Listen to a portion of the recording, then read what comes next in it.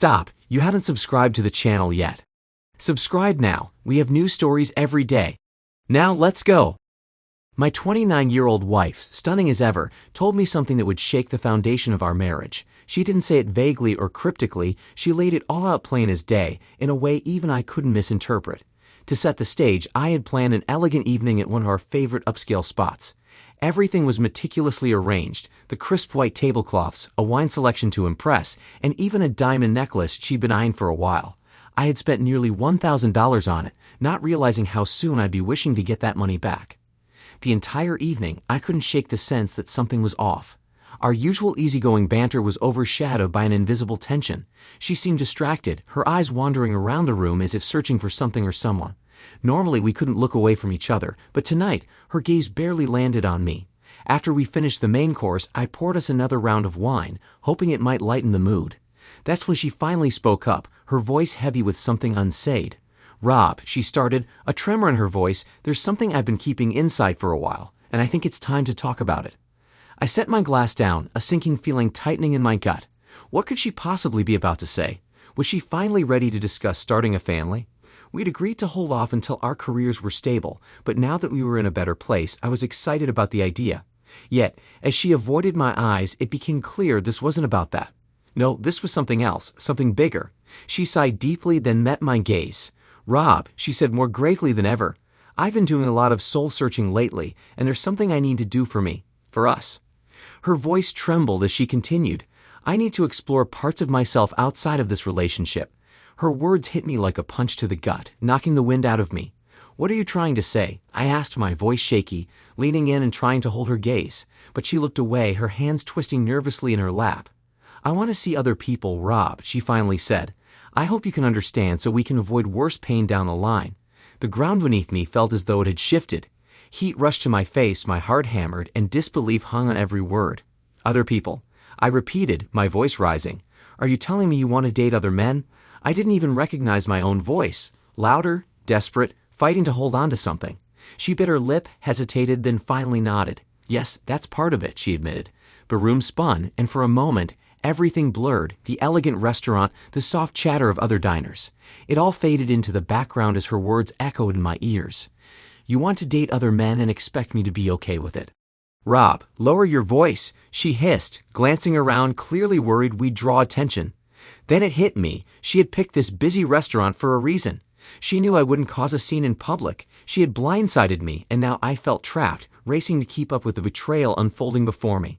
"Why, Rebecca?" I pushed, my voice quieter but no less strained. "Why other men? What does this even mean?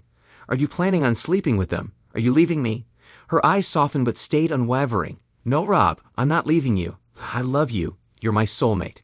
She reached across the table, attempting to reassure me, but her words lingered like a fog of uncertainty.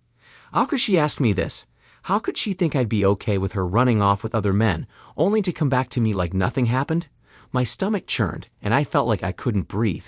I couldn't sit there any longer. I stood neatly placing my napkin on the table, drained my wine in one swift gulp, and without another word, I turned on my heel and headed for the door. "Rob, where are you going?" she called after me, her voice panicked. "I don't know," I replied, not looking back, "but you should probably take a cab home." I left her in that fancy restaurant with her shattered explanation and a diamond necklace she no longer deserved. I drove for hours, no destination in mind, my head pounding with the chaos of my thoughts. Streetlights blurred together, and the hum of the engine was the only thing keeping me grounded. At some point, I must have fallen asleep in the car because the next morning, I woke up in an unfamiliar parking lot, my head still aching, the reality of the night before crashing down on me all over again.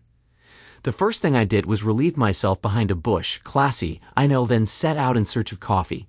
I found a small diner, ordered breakfast and a large cup of coffee, trying to piece together a plan. There was no way I was going to agree to this, no way in hell. But what now? I powered up my phone, which I'd turned off the night before, only to find countless missed calls and texts from Rebecca. She was worried, she said, scared about where I had gone. I didn't respond. I wasn't ready to face her. Not yet. After several cups of coffee and a plate of eggs and bacon, I decided I couldn't avoid it forever. I had to go home. When I pulled into the driveway, Rebecca was already outside, waiting for me.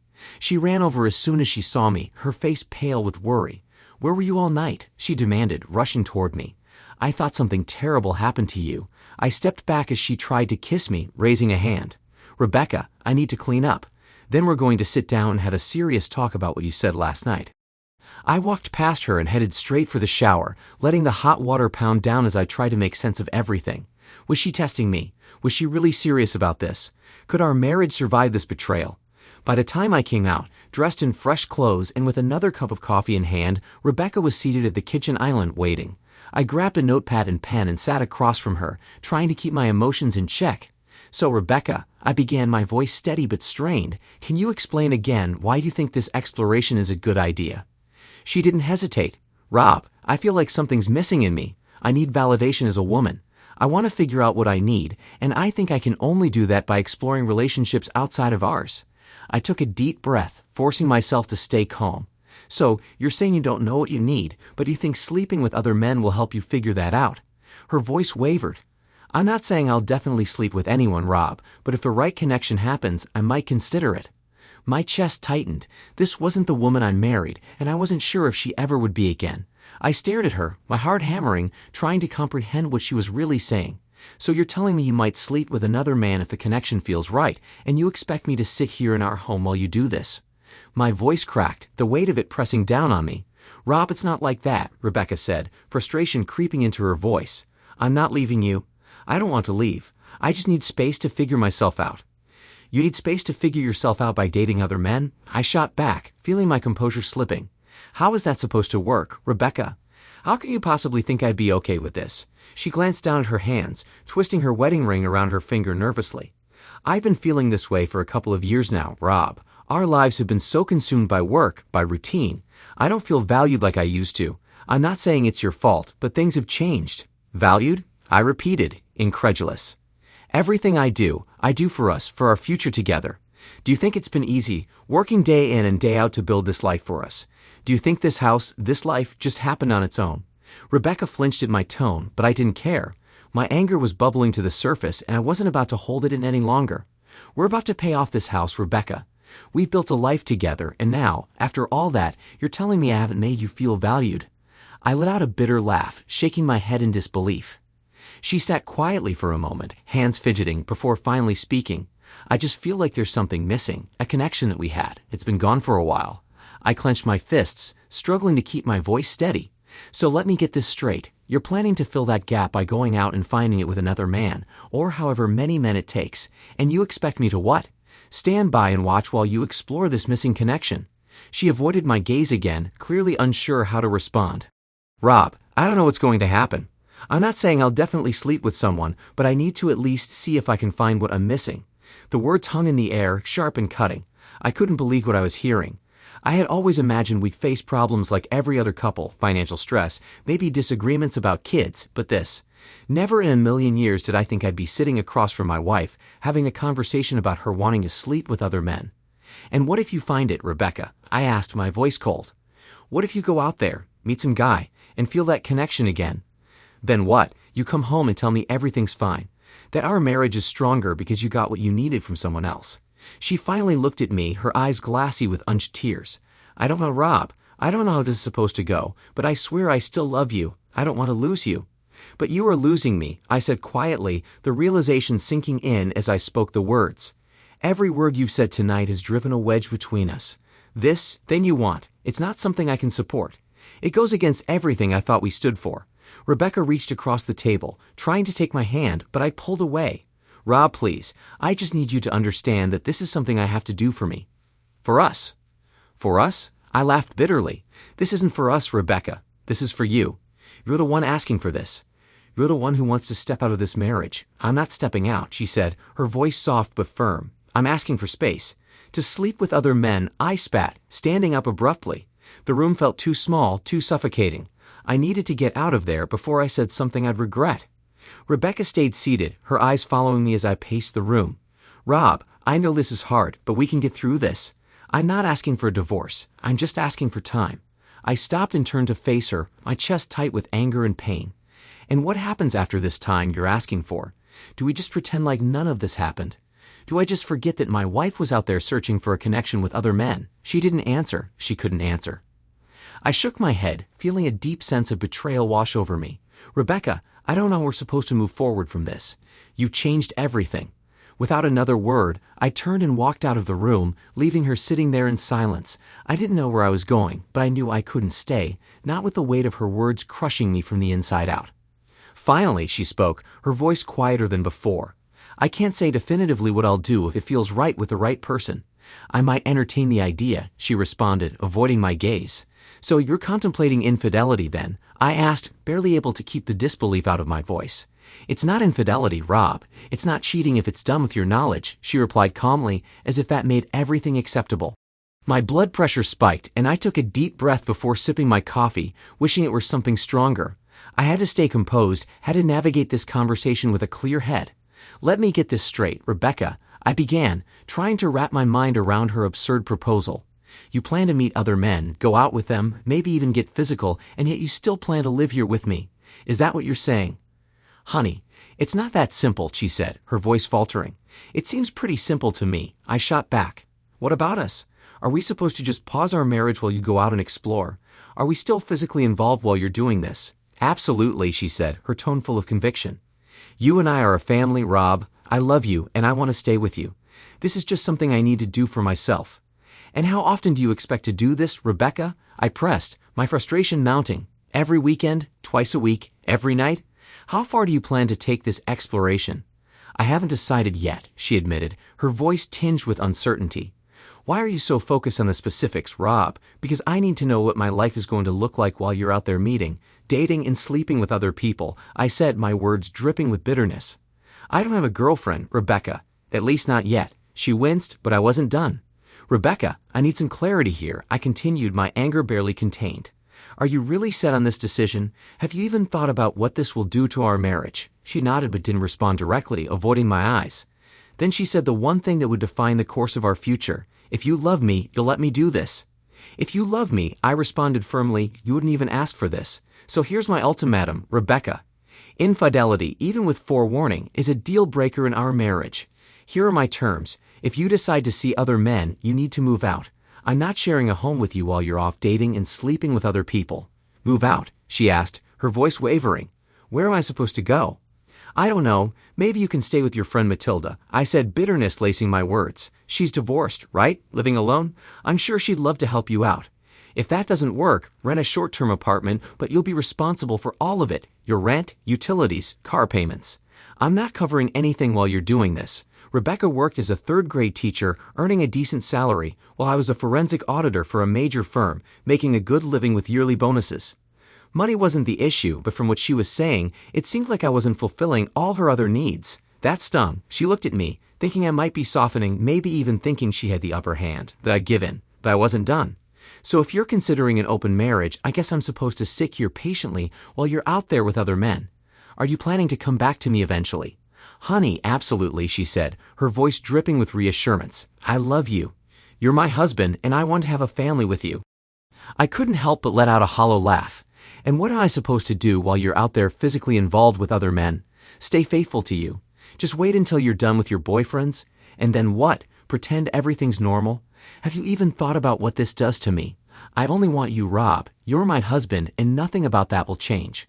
My feelings for you won't change, even while I'm exploring. When I come home, I want you to be here, to be my husband and the father of our future children. Her words were almost surreal. She really believed that she could have it both ways, that I would stand by while she pursued these other men, and that somehow we'd still have a future together. Well, I said, standing up and crossing my arms, you need to start packing your things and move them into the guest room. I don't think I can sleep next to you right now. Your plan is too much for me.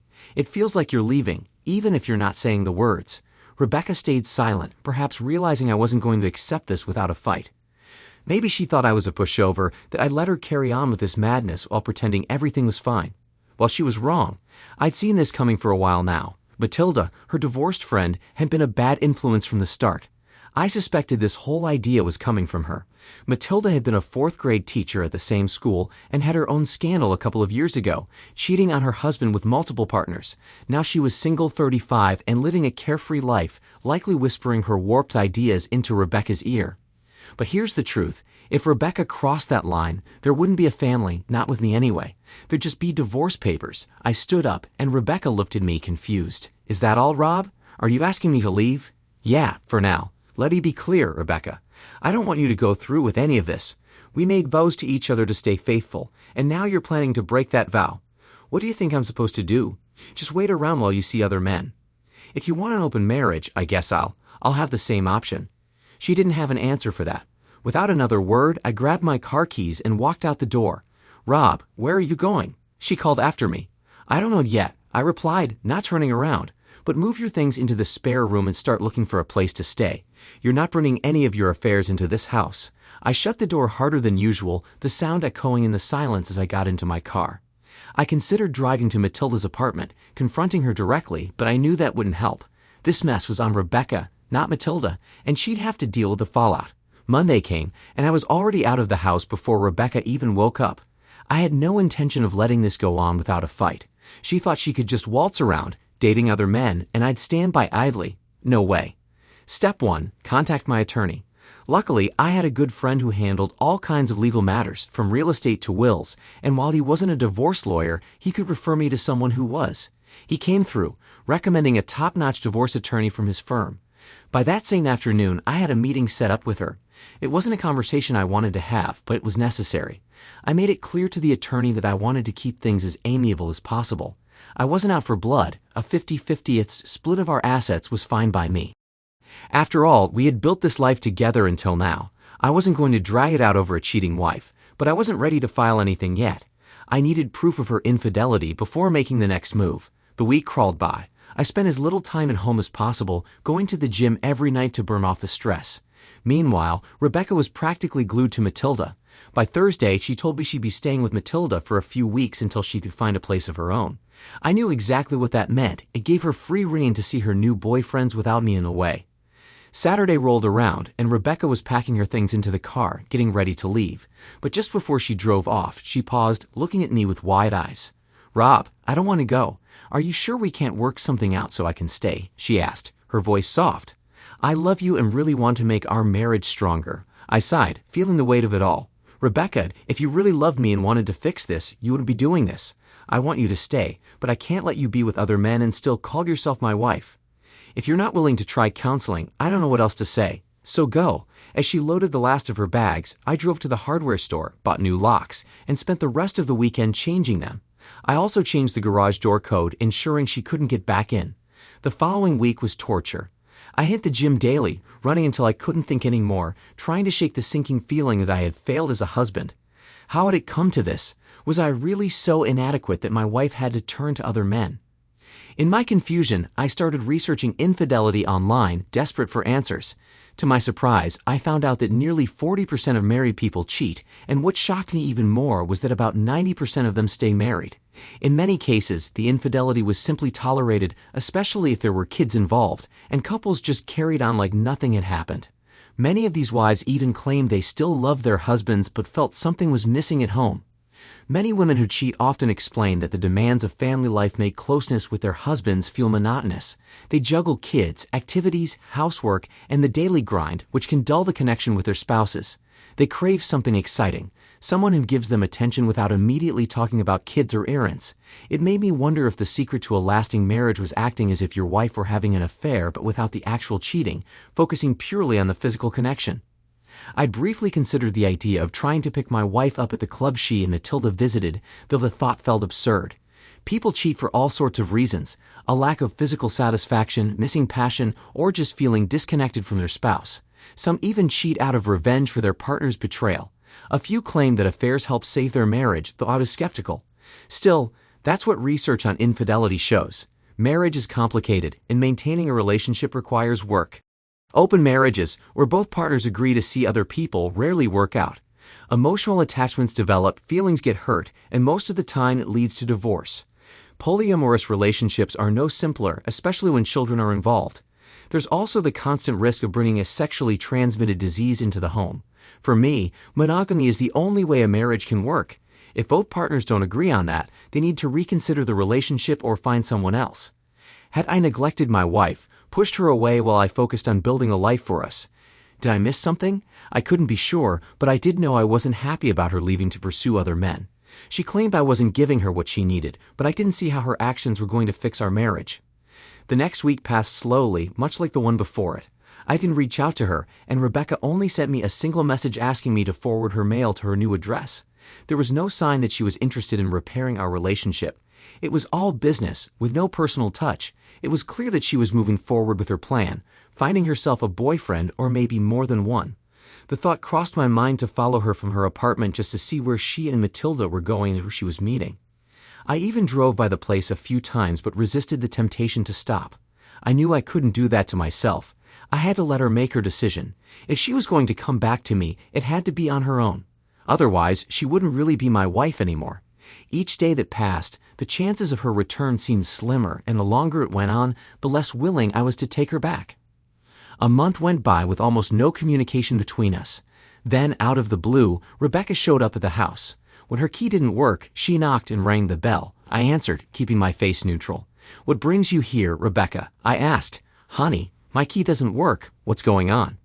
"That's because I changed the locks," I replied, blocking the door as she tried to come inside. "What do you want?" "I came to grab a few things I left behind when I moved in with Matilda," she said, not bothering with any small talk. It wasn't about seeing me, it was just about getting her stuff. I stepped aside and let her in. After all, it was still partly her home, legally speaking. We went to the garage, where I had gathered her belongings into several boxes. "Why did you pack up my things?" she asked. "How long you plan to stay with Matilda?" I asked, ignoring her question. "Matilda's been really supportive," she said, brushing off the topic. "I'll stay with her a little longer, maybe a few months, but I'll come back. I'll be a better wife then, and we can start a family." I internally rolled my eyes at her comment, wondering how she could possibly believe that being with other men would make her a better wife or prepare her for motherhood. "So, have you found a boyfriend yet?" I asked bluntly. Rebecca blushed, and though she didn't need to answer, I already knew. "Eventually," she admitted, "Matilda and I have gone on a few dates with guys from the club, but that's all." "And how's the physical part going with your new boyfriends?" I asked, knowing the question would make her uncomfortable. She turned red and busied herself rummaging through the boxes. I left her there and returned to the kitchen, grabbing my coffee and sitting down with a newspaper.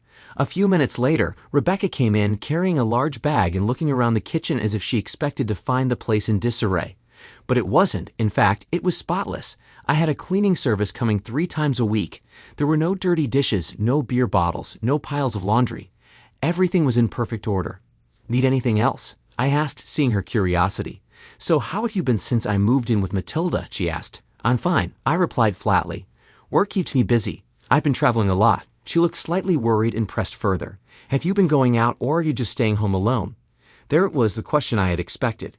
She wanted to know if I was moving on, and it was time to give her something to think about.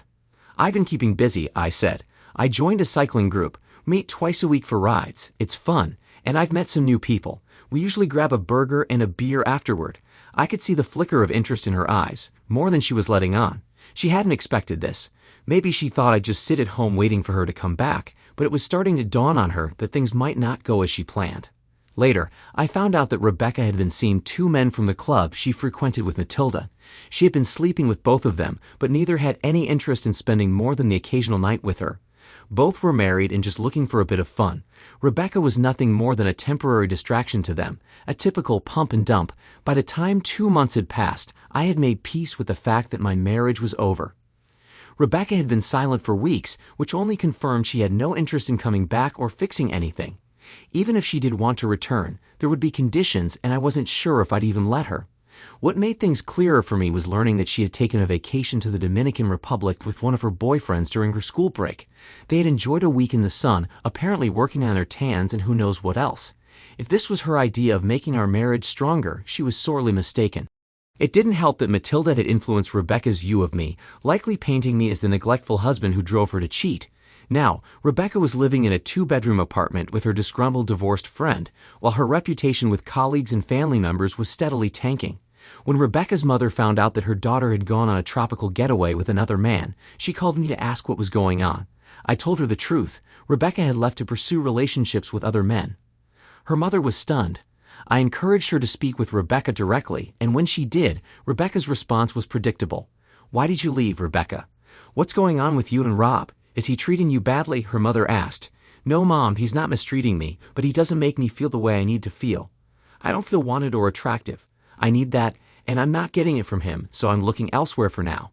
But don't worry, I'll go back to Rob in a few months, maybe a year, and then everything will be fine. Rebecca's mother didn't mince words. If you keep doing this, Robert won't be waiting for you when you decide to come back. Cheating is a sure way to end your marriage. Don't you see that? But Rebecca was confident. Rob loves me, Mom. He understands. I'll come home and we'll start a family. They'll be fine.